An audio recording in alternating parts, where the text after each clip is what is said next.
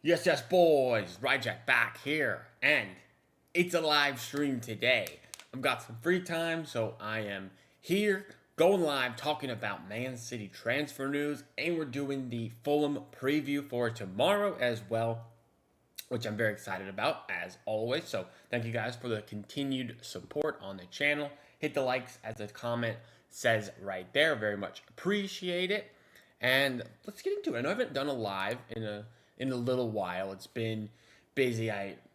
My wife had a baby, so I've been pretty caught up in that at the moment. But at the moment, I have some time and I can go live and we can discuss what's going on. And I'm excited. I miss going live, miss talking with the chat and you guys. So a lot of stuff's going on actually at the moment. Transfer news is out and about, which we love here on the channel. We love it. I will pull up the Twitter here, the Twitter machine.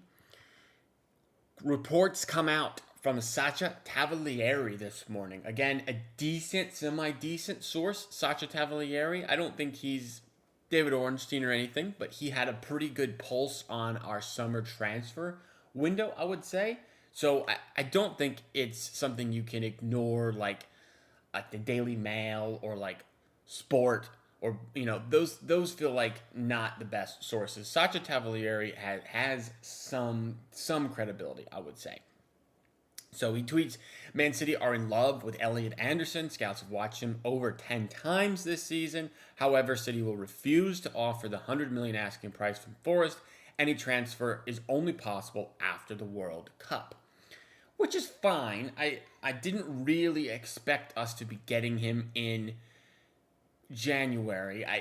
I'd also would not want City to be spending 100 million pounds on the guy. That seems excessive to me. I know he's English and you got that Prem tax on there, but I wouldn't be for that really. I would be much more open to the, I don't know, like 75, 80. And I know Forest are kind of difficult to deal with based on their ownership group, which is fine, but that doesn't mean they're not going to sell a player who they make a major profit on. Because I think they bought him from Newcastle a few years ago for 40, somewhere in that range, 40 to 45. And of course, he was only sold by Newcastle due to the PSR rules, and he was homegrown for them, which makes sense because they wouldn't want to sell him. They didn't want to sell him, but they were kind of forced to sell him. Follow-up tweets are also important. Elliot Anderson has already informed his entourage of his intention to give priority to Man City for a future transfer, which is fantastic because City really like it when the player makes it clear that's where they want to go. It just makes the transfer news the transfer move way smoother. It's much simpler. There's not a whole lot of issue doing it that way. So I like to see that. Whenever you get into sort of bidding wars and the players open to multiple clubs, I feel like City historically have not been very open to that, and they back off and they say it is what it is.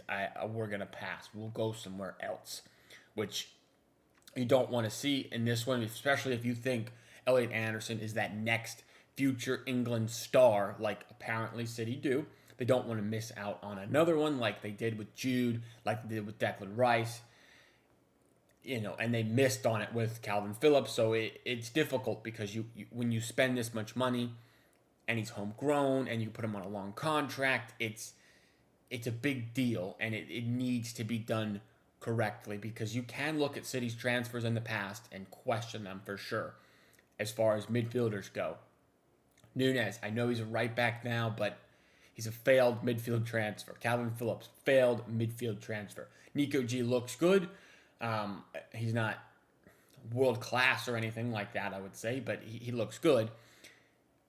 But if we're going to be spending 80 to 90 million on a player, he needs to be a baller. He needs to be top level already.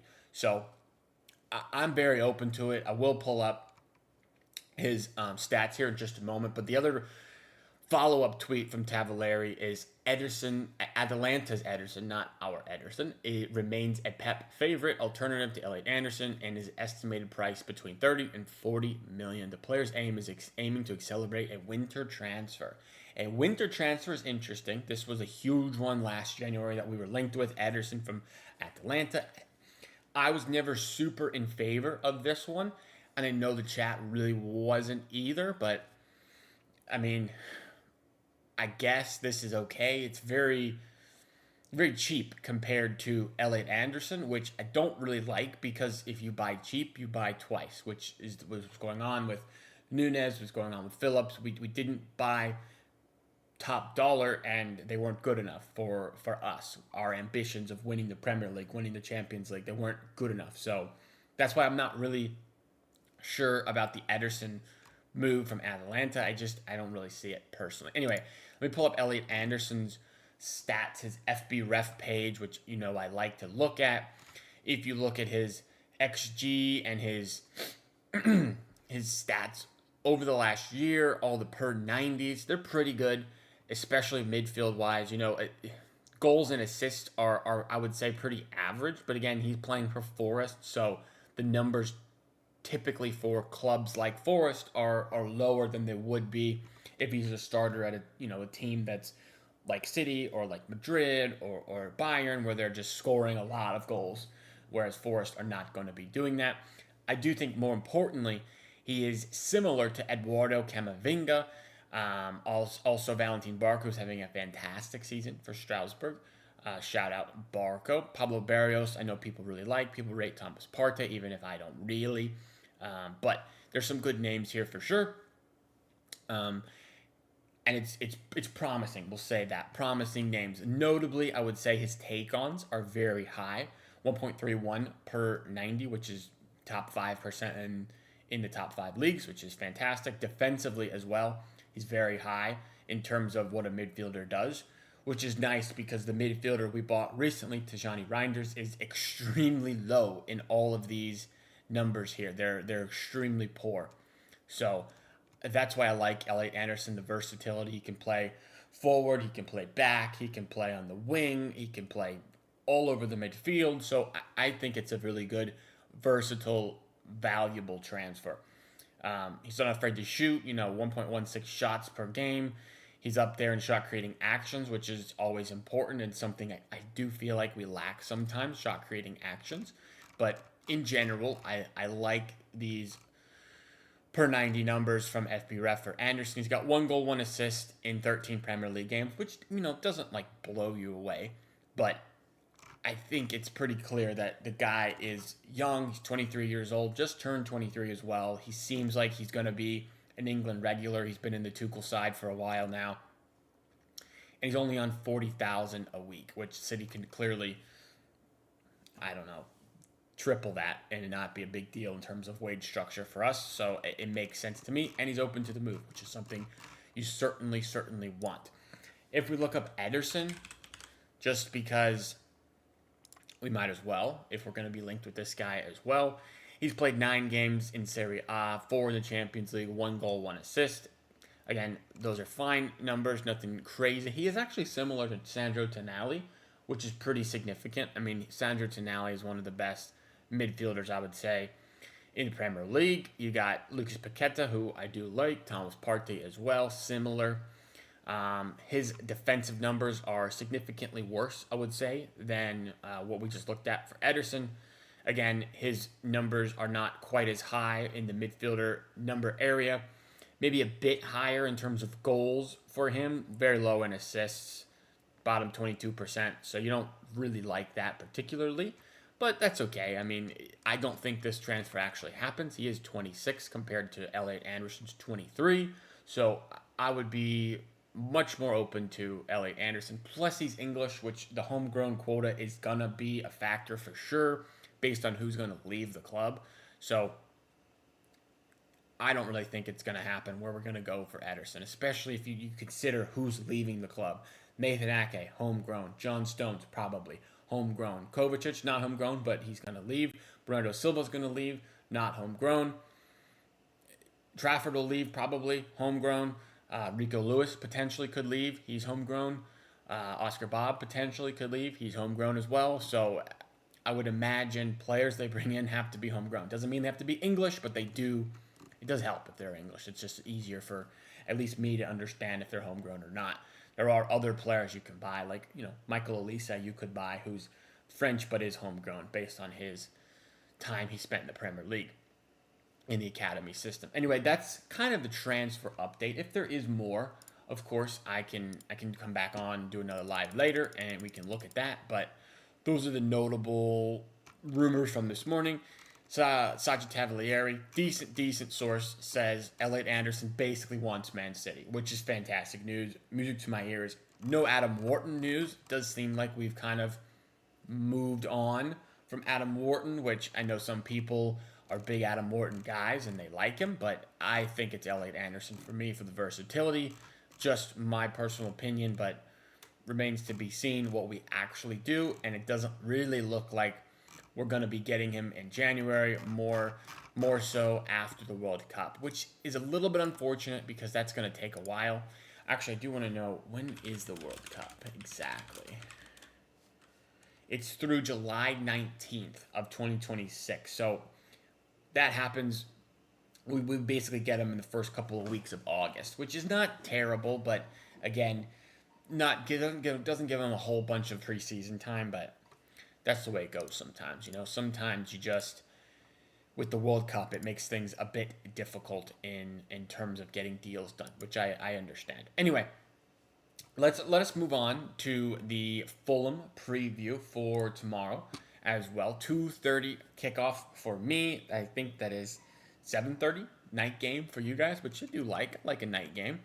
They are fun. I will do my predicted lineup here in just a moment because I'm a little uncertain, I won't lie, on what I want to do with the team. There's a few players I know for sure that I of course want to play, and I have them already plugged into the lineup builder, but I'll pull it up in just a second. For now, let me look at Fulham's predicted team: Bernardo, Ryan Sessegnon, Calvin Bassey, Anderson, Joachim Anderson, Kenny Tete, Lucas Berger, Iwobi, King. I heard has had a very good season for them. Chukwueze, who is actually a player that at one point I want to say City were linked with Chukwueze, and Raul Jimenez. In terms of injuries, Anthony Robinson's pretty big miss for Fulham. He's one of the better left backs in the league.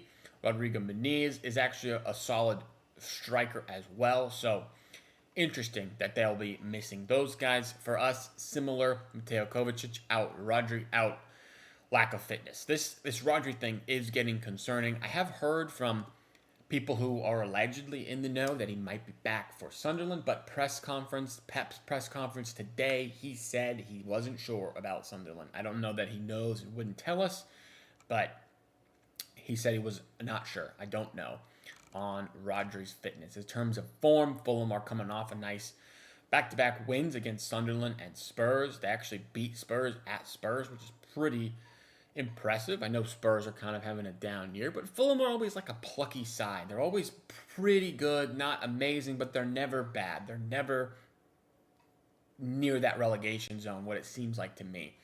Obviously, they beat Wolves. Wolves are horrendous, but they did lose 2-0 to Everton, so I don't know. They have a good side and definitely have the ability to get something for sure.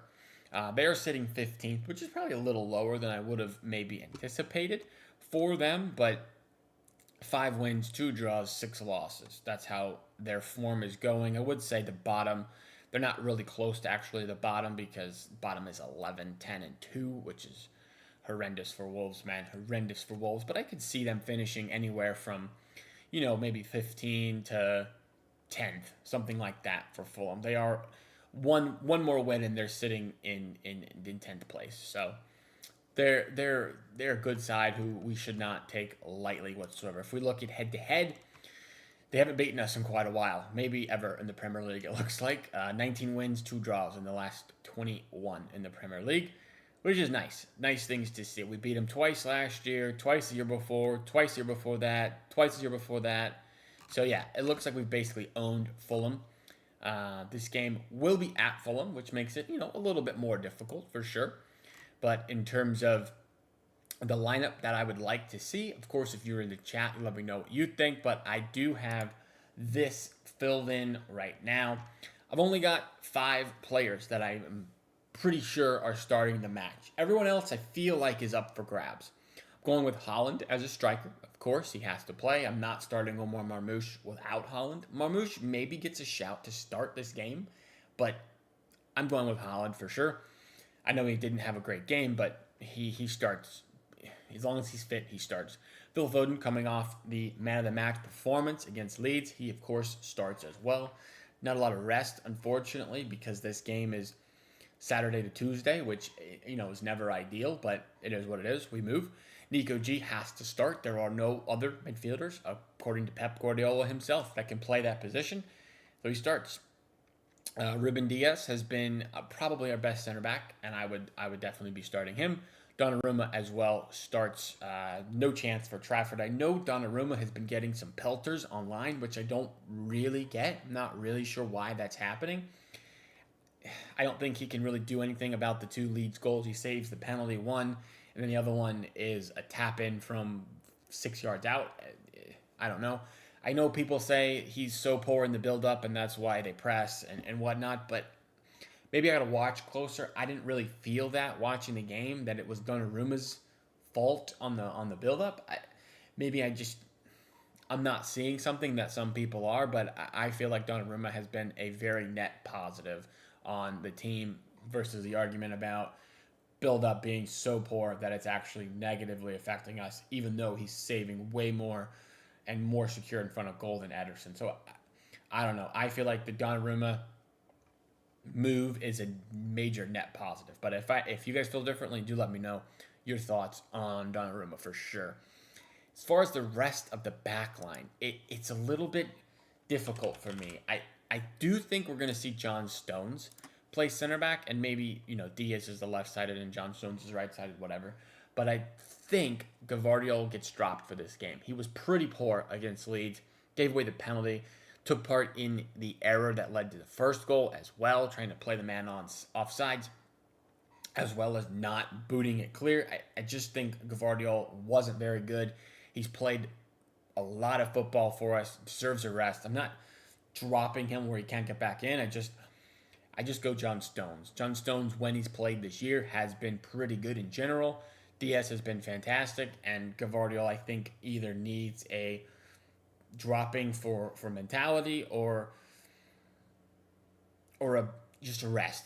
One of those things. Whatever works in terms of telling him this is why you're not playing, that's fine. I don't really care. I just think he needs a break and not to play this game. Left side, you got Ryan Aït-Nouri, you got Nico O'Reilly. I could see Aït-Nouri playing this game, but I do think Nico O'Reilly has been so good that I just keep him in the lineup and I just keep playing him, and that's just how it is. As far as the right back position, you have Matheus Nunes, who had basically his worst game of the season. We were waiting for that bozo moment. Do you drop him from that? Does that hurt his confidence? Maybe, but actions do have to have consequences. You play poorly, you get dropped. It's kind of how I feel at the moment. So I'm going to go with Kusanov at right back. It's not very attacking, I know, but if you have this back 3, I do like that, where you have John Stones' ball-playing ability, you have Kusanov's pace, Diaz's leadership, and then Nico O'Reilly can get forward and help in attack. So I think that makes sense. If Nunes plays, that's fine. You also have Rico Lewis, who I guess could play, but it feels like he's just not going to get any opportunities going forward, and he's not going to play. So I'm not even going to consider Rico Lewis really for this lineup. The other positions are interesting. One other midfielder and 2 winger situation. I don't know what you do. I would probably, for the right wing, I would go with Ryan Cherky, just because when he came on, I thought he was pretty good against Leeds. I don't think right wing Bernardo is it, really. I know Nunes was basically the pseudo right wing, and Bernardo was way in the midfield, but I think you can kind of do that with Kusanov a little bit, where he's just easy up and down because of the pace. I know he's not going to offer great crosses into the box, but I just think Cherky needs to be on the pitch with Phil Foden somehow. And the way you do that for defensive purposes is you just start Bernardo Silva. You just do. Because I don't see Tijani Reinders working. That's too all-out attack. Reinders gives you nothing defensively. Bernardo gives you a lot defensively. He gives you not a lot going forward, but you already have that in Foden and Cherky there. So I like that idea. If you wanted to play Savinho, I guess you could, but I know City fans are pretty fed up with him and don't want to see him playing, and I personally don't want to see it either. Let him, I don't know, get his head right off the pitch and figure that out, because it feels like Savinho's confidence levels are just absolutely at the floor, and he's got nothing going for him. I don't think you see Oscar Bob either. He didn't even make the lineup or the match day squad last game, so I feel like why would he get a start out of this? Even if I think he's good enough to play, it seems like he has fallen down the pecking order for Pep, and I don't think he's going to get minutes, and I could see a loan, unfortunately, for Oscar Bob in January, which is unfortunate because I think he's so good and I think he has what it takes, but it doesn't look like the coaching staff believe that at the moment. On the left-hand side, you really only have two options, Jeremy Doku or Omar Marmoush. I would like to see Marmoush get a start. I would. Doku I don't think was super effective, but he always has that ability to be effective. When he's on the pitch, he can do something. And I don't know that Marmoush has really done that. Marmoush has been pretty poor this season, especially if you're rating between the two. Doku has been much better. But Marmoush has just been getting no games. It's so strange from Marmoush. So I think you go with Marmoush for his goal-scoring ability. And I know I say that all the time, and he's actually been pretty poor in terms of actual goal-scoring ability this year. But Doku doesn't score goals really either. He's got one Premier League goal since January. So I don't really think it's that much of a difference in terms of DNA, and I would side with, in general, Marmoush is a better goal scorer than Doku, so I play Marmoush. That's my lineup for the game. I would expect City to be good enough to beat Fulham, but at the moment I'm not super confident in anything. It is also at Fulham, like you said, and it seems like there's a problem somewhere in the squad. I don't know if it's mentality. I don't know if it's desire, passion, or if it's a combination of that, but there's a problem somewhere. So I think you have to change the lineup a bit. I made 1, 2, 3, 4 changes to the lineup. I think that's probably fair because the game is on, basically minimal rest. I don't think you can really just ham out the same squad over and over again. If you look, we have a lot of games coming up as well, which is something to consider. Marmoush and Aït-Nouri also are going to be going to AFCON in a couple of weeks, so maybe you get them minutes now so they can contribute and not just waste away on the bench and then they're gone, and then the same player who's been playing the whole time, there's partly a consideration there. But if you look at our fixtures coming up, it's Tuesday, Saturday, Wednesday, Sunday, Wednesday, Saturday.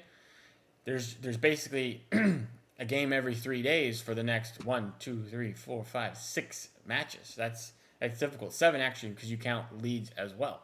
So I do think you need to rotate. It's just what it takes to compete at this level, and that's why we're supposed to have good quality bench. And I know some people are concerned about the bench for sure, but this is what I would do, and I think it's good enough to win.